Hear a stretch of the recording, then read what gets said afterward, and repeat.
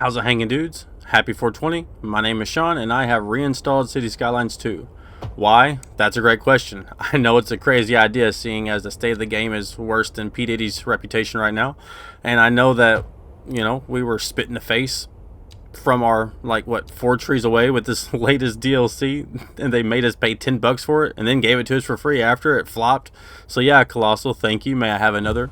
And despite the game lacking inspiration, causing 90% of the players to quit, and that it was delayed and refunded and launched in an incomplete state, causing us to have to rely on third-party creators from the word go to make the game playable, thus paying to upgrade your PC for a Temu version of Cities 1, and then despite not being made aware of all of these numerous issues until launch, despite all of that, I still want you to hear me out. And look, I reinstalled it because, of a new hope, right? Because I believe in the heart of the cards. I believe that this game just got lost and we can lead it to the promised land, the great beyond, if you will.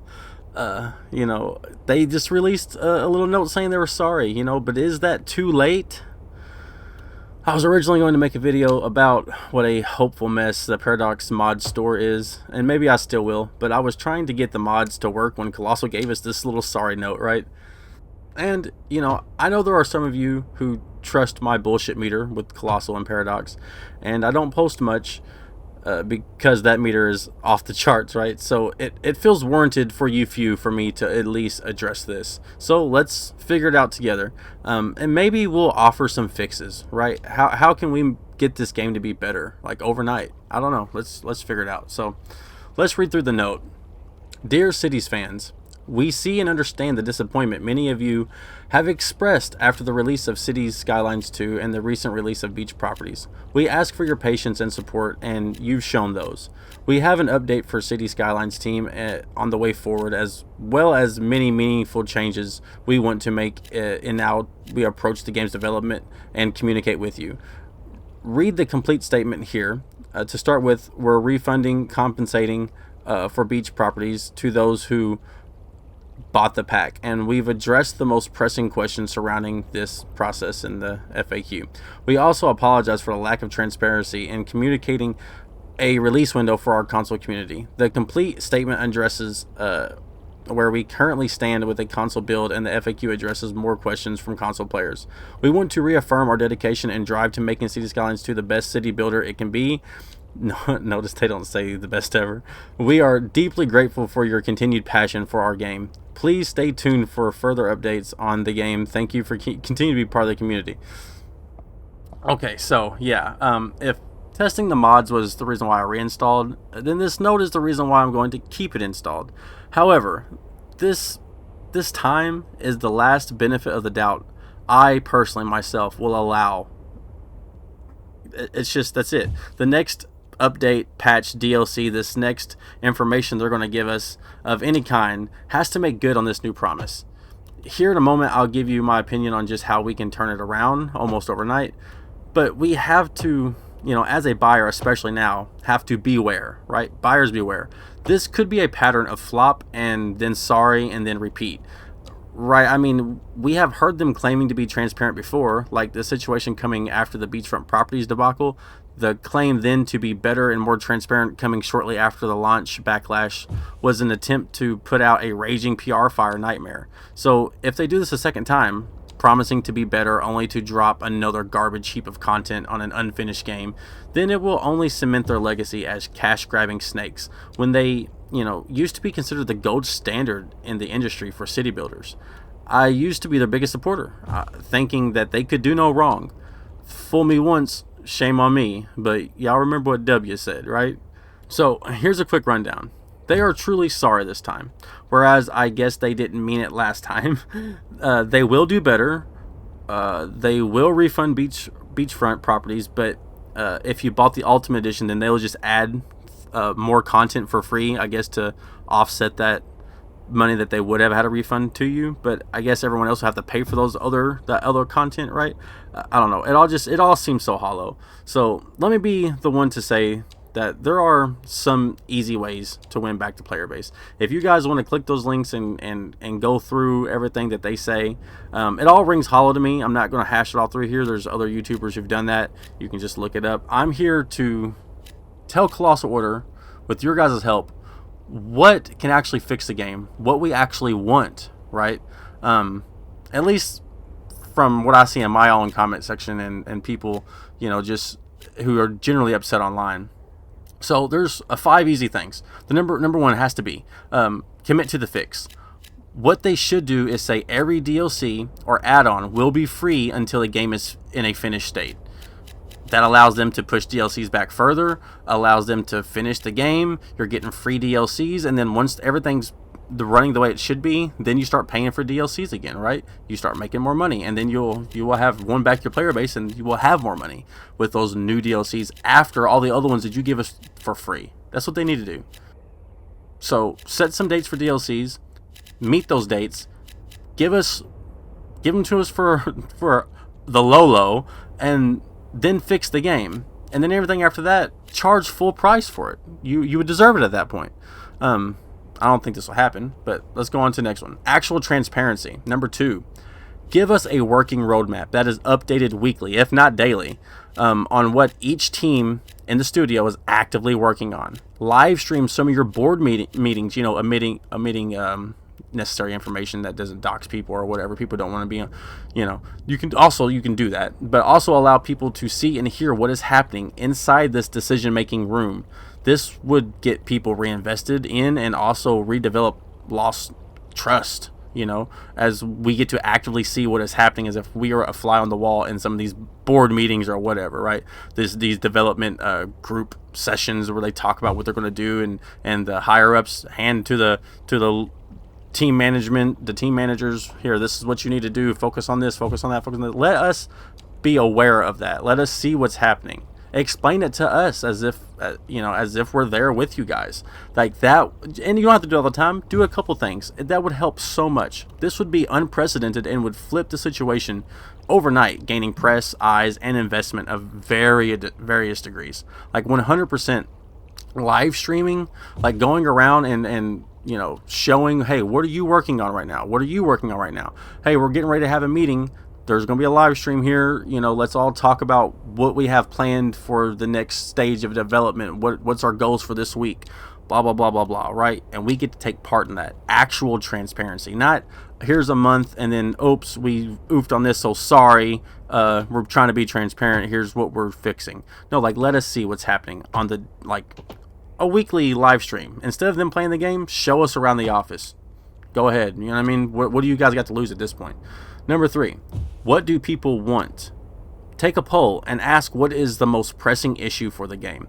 Whatever the top answer is gets put into an equally important position as whatever else they are prioritizing for development, which theoretically would get to track with the roadmap, right?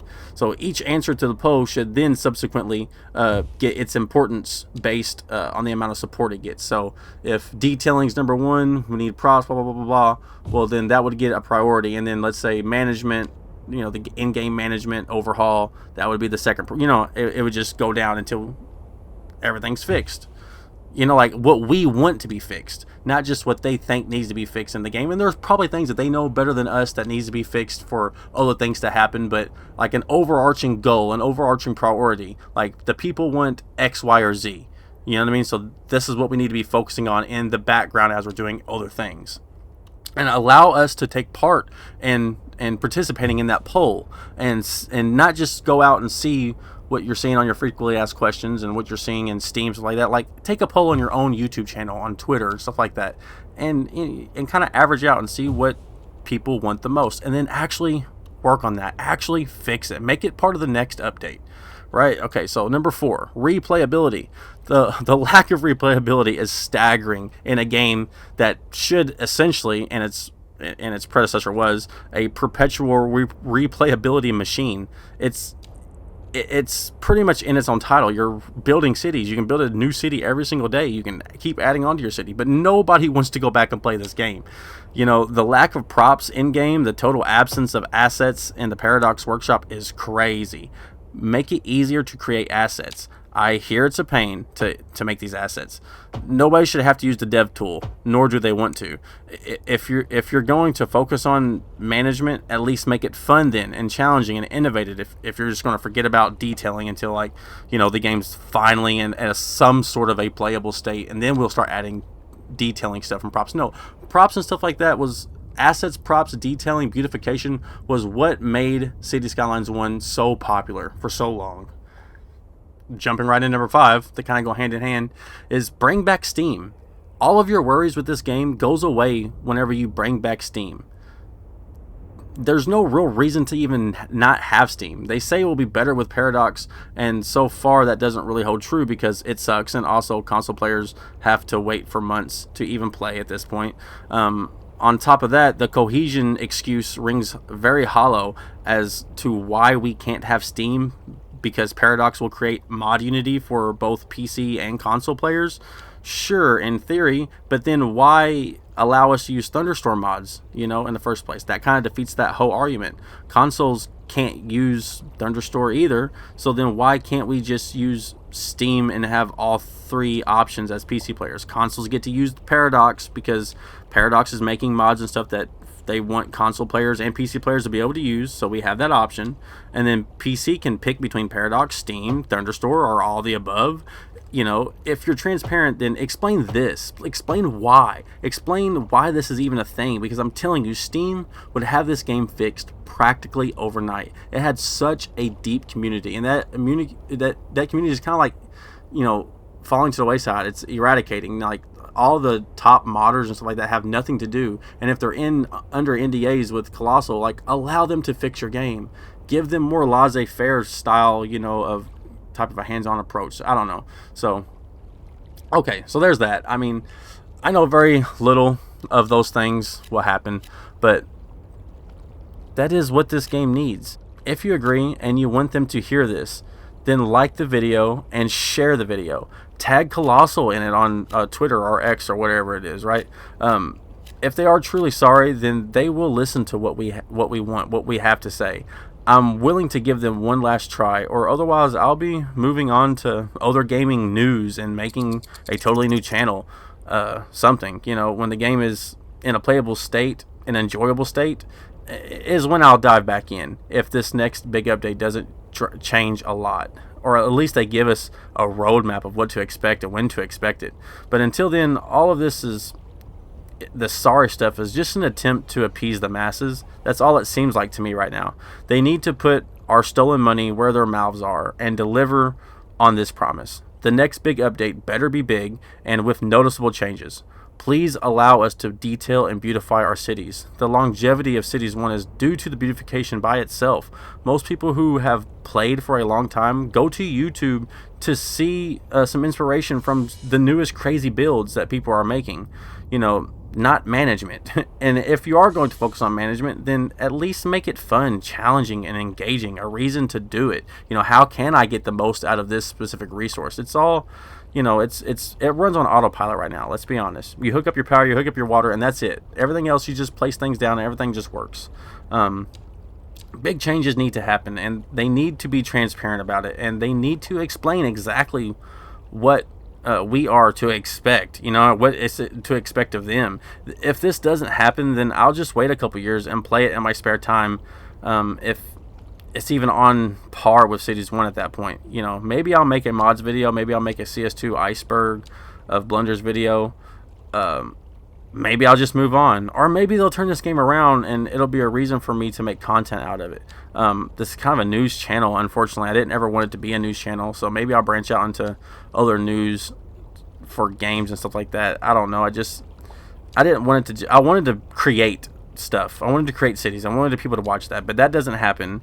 And so, only time people do watch, the algorithm picks it. Like, there's those die-hard couple hundred people who will watch no matter what, and I love you guys for that. You guys are the core. You guys are awesome. So know that. So whenever I say I love you guys, know that I'm talking to those of you, to you people, to that small group, that core people who will watch me no matter what I upload.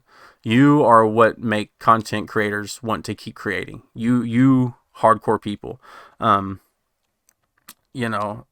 It's just an unfortunate situation.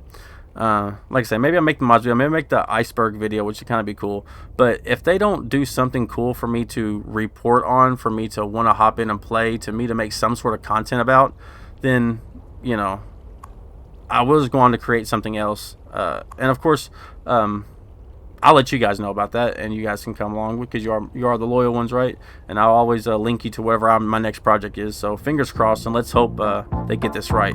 Until next time, piss off. 2 to the 1, from the 1 to the 3. I like good pussy and I like good trees. Smoke so much weed you wouldn't believe, and I get more ass than a toilet seat. 3 to the 1, from the 1 to the 3. I met a bad bitch last night in the D.